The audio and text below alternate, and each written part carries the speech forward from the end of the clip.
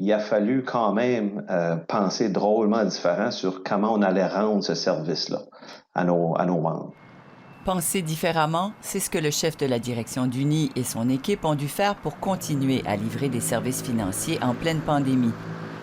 Uni a fermé des points de service, les autres ont été adaptés pour respecter la distanciation physique. Il y en a qui sont surpris parce que ils vont arriver au point de service, puis là, ouf, c'est pas tout à fait la même façon de procéder, mais écoute, on va à l'épicerie, on va, c'est plus pareil pour personne. Ça fait donc au début, c'était un petit peu, je vous dirais, pour certains, un peu un choc. Ce membre de Moncton s'est résigné à faire des transactions électroniques. Bien, je le prends pour maintenant. Je suis un petit peu obligé, mais honnêtement, moi, je m'en passerais.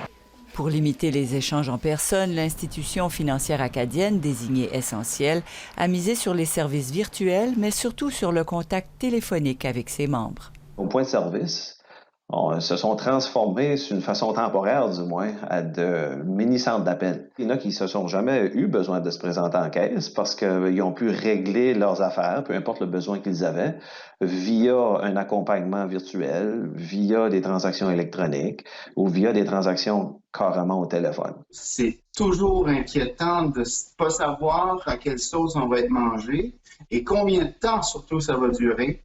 Paul Farah dirige 2 entreprises dont les activités sont touchées par la pandémie.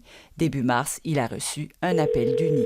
J'ai été surpris de la proactivité d'Uni face à cette situation-là. Et ma directrice de compte chez Uni m'a passé un coup de fil, m'a dit « Écoute, Paul, on a un nouveau programme qui est en place et tu devrais en profiter. » Monsieur Farah a profité de ce programme qui permet de reporter les paiements de capital et d'intérêt sur ses prêts. En avril, il a reçu un autre appel au sujet de prêts aux entreprises garantis par Ottawa.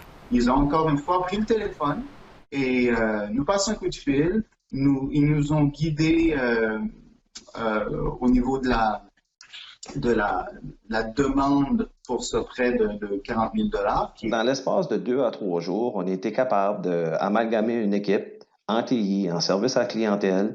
Ils ont carrément virtualisé au complet cette demande-là. Et puis, donc, durant la fin de semaine de Pâques, on était prêt à recevoir des demandes. Ces demandes de prêts pour les clients d'affaires d'Uni dépassent aujourd'hui 80 millions de dollars. Chapeau aux employés chez nous. Je veux dire, ils ont fait preuve d'une agilité sans précédent. Ils ont fait preuve aussi de courage face à cette pandémie-là. Cette pandémie a multiplié les rencontres virtuelles entre Uni et ses membres, une pratique qui va rester. Ils veulent que faire affaire de cette façon-là maintenant. Donc, plus rapide, plus accessible aussi, adapté à leurs besoins. Et pour la première fois le 5 mai, l'Assemblée annuelle d'Uni sera virtuelle. Jannick Leblanc, Radio-Canada, Moncton.